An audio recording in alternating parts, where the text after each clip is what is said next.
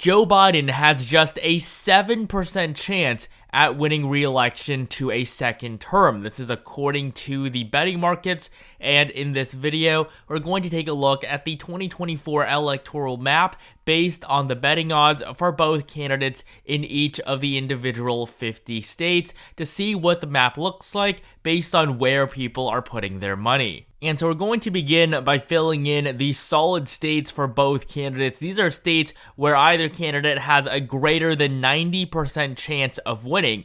And so basically the betting on this is not based on the margins either candidate could win by, but just based on simply who is going to win each state come November. And so even though a state like Oregon might not vote for Joe Biden by a solid 12-point margin, he still has an over 90% chance of at least winning the state. So margins don't really matter here. It's all about the likelihood of winning. So for the incumbent president, we have the states of Washington, Oregon, California, as well as Hawaii, Illinois, New York, which is going to be a lot more competitive than it was last time around, but nonetheless, Joe Biden's odds of winning the Empire State are still quite high. We also have Vermont, Massachusetts, Connecticut, Rhode Island, the 1st District of Maine, Delaware, Maryland, and the District of Columbia, giving him 167 electoral votes. Trump has a pretty long list of solid states as well. We're going to start off with the solid states you would typically expect to be safe for the former president. Of course, we have Alaska, Utah, Wyoming, Idaho, Montana, North and South Dakota, all of Nebraska except for the 2nd District, Kansas, Missouri, Oklahoma, Arkansas, Louisiana, Mississippi, Alabama, South Carolina, Tennessee, Kentucky, West Virginia, Indiana, and the 2nd District of Maine.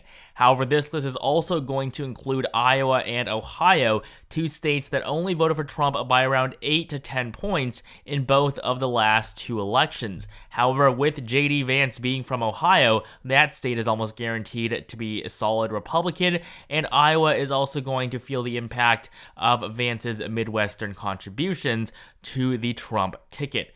We also have Texas and Florida. Now, these 2 states are going to be a little bit more competitive. Trump probably is not going to win them by margins of 12 percentage points or more, but Trump is essentially a guaranteed winner in both of these states. I mean, Texas, Trump has won pretty easily in the last 2 elections. Even though it was a little closer in 2020, there's still no doubt that Democrats cannot win the Lone Star State yet. Texas has not voted blue since 1976. And Florida, a state that was only decided by 3 points, is now considerably more Republican than it was 4 years ago. There's no doubt that former President Trump is going to carry the Sunshine State, and so its 30 electoral votes are nearly a guaranteed win for Donald Trump.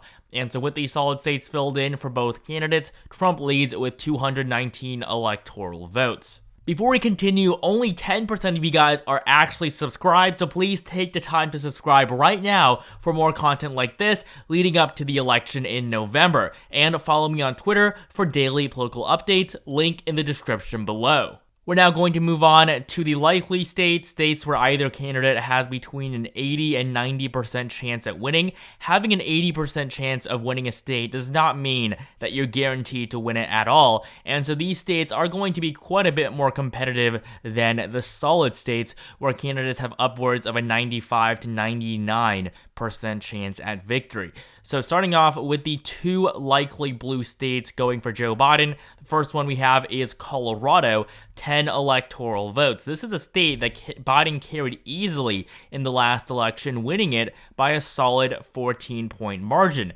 Today, however, Biden has just an 87% chance at winning. Yes, this is still relatively high, but the fact that Trump has a 12% chance at winning a state he didn't even come anywhere close to winning is a pretty worrying sign for the Democrats as a whole. 87%, they're definitely in the advantage, but this is by no means a guarantee. According to the polling average, Biden leads on average by 6.5%, although this is a pretty outdated average as all the polls are coming from very early this year, which means that if we do look at new polling that will come out soon in Colorado, the race is probably going to seem a lot more competitive.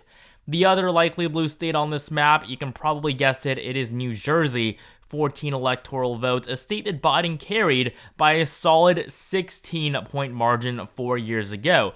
Today, Biden has just an 85% chance at winning. This is pretty abysmal, and a lot of it comes from the fact that Bob Menendez has just been convicted of bribery, in which he has been accused of many times in the past. He is really jeopardizing Democrats' Senate chances in New Jersey, even though Andy Kim has replaced him as the Democratic nominee.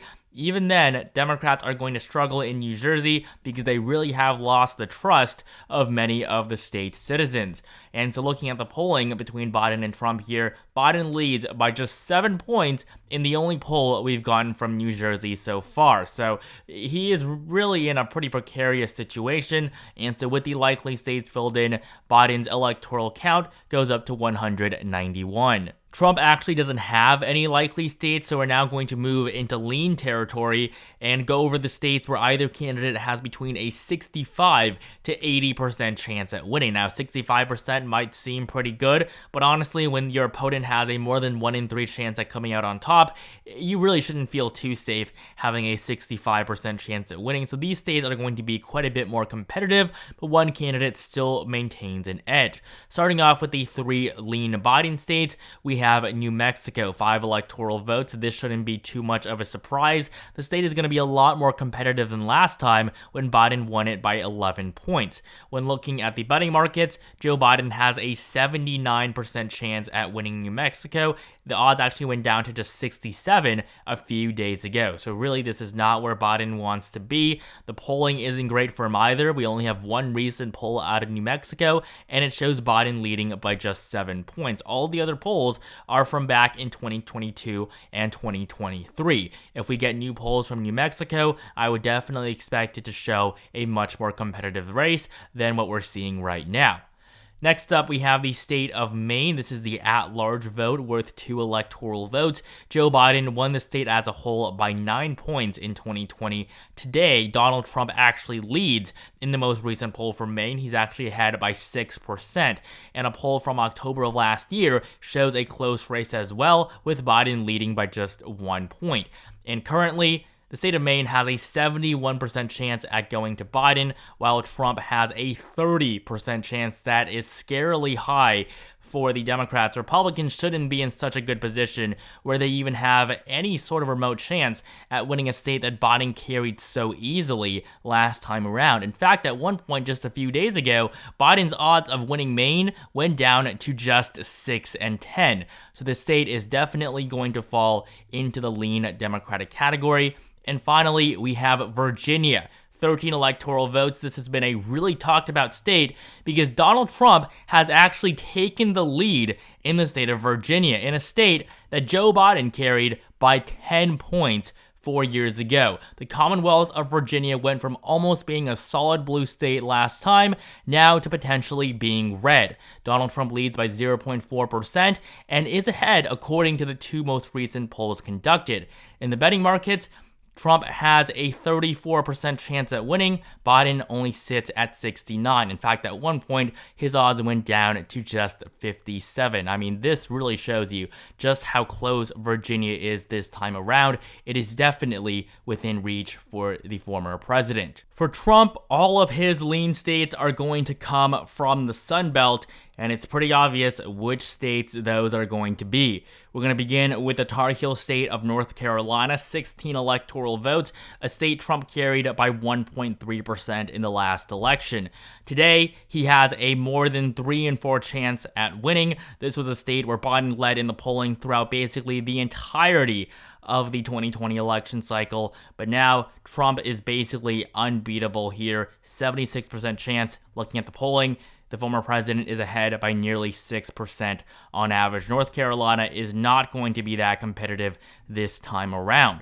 Georgia isn't really going to be that close either, and this is a state that Joe Biden actually won in the last election by 1/4 percentage point. Today, Trump has a 3 in 4 chance at winning here as well. The state was quite a bit more competitive just a few months ago. Trump only had a 57% chance at winning, but basically since that first presidential debate, as well as the RNC and the failed assassination attempt on Trump, his odds have only gone up, And in the polling, we're seeing his numbers improve as well. He leads by 4% in the Peach State. Georgia simply hasn't been competitive throughout this election cycle, at least so far.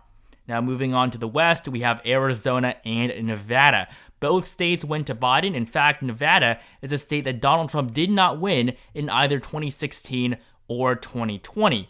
And today, the former president has a 71% chance at flipping the silver state. He would become the first Republican to win Nevada since 2004. And if you go back just to the beginning of May, Donald Trump was not favored to win Nevada. Now he has an over 7 in 10 chance at actually winning. And looking at the polling data, Trump leads by 5.1%. His lead has widened since that first presidential debate, and it doesn't look like Biden's going to catch up anytime soon. And finally, in the list of lean states for Trump, we have Arizona, 11 electoral votes. Trump leads by 6 points in the state. Again, the state just simply hasn't been competitive, even though Joe Biden came out with a victory here last time around. Looking at the betting markets, Donald Trump has a 73% chance at winning.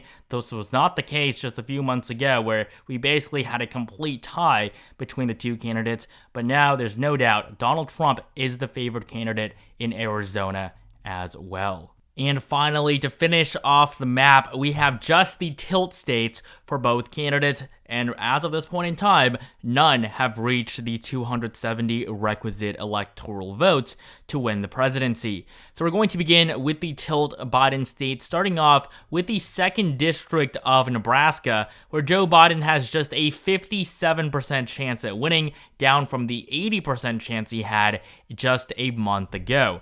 And so the 2nd District is going to be tilt Democratic. These tilt states are going to be categorized by odds of winning below 65%. So anything from 50 to 65 is going to fall into the tilt range. Next up, we have Minnesota, 10 electoral votes, a state Republicans haven't won since 1972. Today, however, the most recent poll shows a tie, and Biden is barely hanging on to a state that he won by 7 points in 2020, but a state that Hillary Clinton almost lost to Trump in 2016. Looking at the betting markets, Joe Biden has a 65% chance at winning. His odds fell all the way down to 56 at one point just a few days ago, so things really are not looking good to the state with the longest Democratic voting streak in presidential elections. So Minnesota is going to be tilt Democratic, and so will New Hampshire, another very competitive state this time around that Biden won by 7 points in the last election.